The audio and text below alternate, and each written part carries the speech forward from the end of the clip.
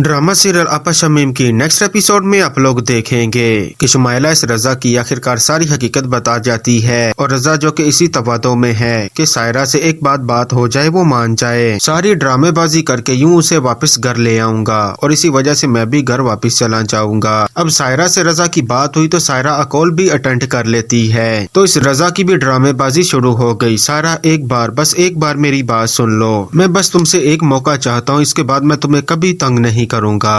और उसे एक बार मिलने के लिए फोर्स करता है ताकि मिलने के बाद मैं उसे अपनी झूठी बातों के जाल में फंसा लूंगा। और सायरा भी शमाला पर अंधा एतबार नहीं कर रही, वो अपनी आंखों से इस रजा का चेहरा देखना चाहती है कि बच्चा तो मेरे पास नहीं रहा, यूं इस रजा का हकीकी चेहरा मैं भी देख लूंगी। क्या ये मेरे साथ सिर्फ मेरे बच्चे के लिए इतना ड्रामा कर रहा है? अब जब इसे मालूम होगा कि बच्चा ही इस दुनिया में नहीं रहा तो तब मैं देखूंगी कि इसका मेरे साथ सलूक कैसा है। तब भी क्या मुझसे माफी मांगता है या मुझे छोड़ देना चाहता है। जबकि दूसरी जानब ये सम्मल जो कि हॉस्पिटल में एडमिट है सिर्फ और सिर्फ अपनी माँ की करतूतों की वजह से, फिर से उसे दौड़े पड़ने शुरू हो गए। तो यह नसीम रोते हुए बाहर आती है, सबको बताती है कि समन को दौड़े पड़ने शुरू हो गए हैं, डॉक्टर ने मुझे बाहर निकाल दिया है। अगर इस नसीम को हकीकी मायनों में अपनी बेटी की फिक्र है तो अपनी अनापरस्ती छोड़कर सादिक के साथ वापस चली जाएगी। ये बात अलग है कि बहनें अभी राजी ही नहीं होती कि हमारा ही कसूर है। तो उधर रजा जिसके हाथ कमीशन आने वाला है, उसे अंदाजा हो गया कि अब यह डील हो जाएगी, तो वो उसे अपना कमीशन पक्का रखने को कहता है। तो उसी वक्त उसके वालिद ऑफिस में आ जाते हैं, तो इसके बॉस से मुलाकात करते हैं। रजा की इत्तफाकन ऊपर नजर पड़ी तो अपने वालिद को देखता है। अब्बू आप अपने इस नकम्मे बेटे को देखकर तो उनकी हंसी ही गुल हो जाती है, लेकिन ये देखकर उन्हें अच्छा लगता है कि कहीं ना कहीं ये जॉब तो कर रहा है, लेकिन उन्हें अपनी इज्जत का भी ख्याल होता है कि मैं इतना बड़ा बिजनेसमैन और ये यहाँ पर जॉब कर रहा है।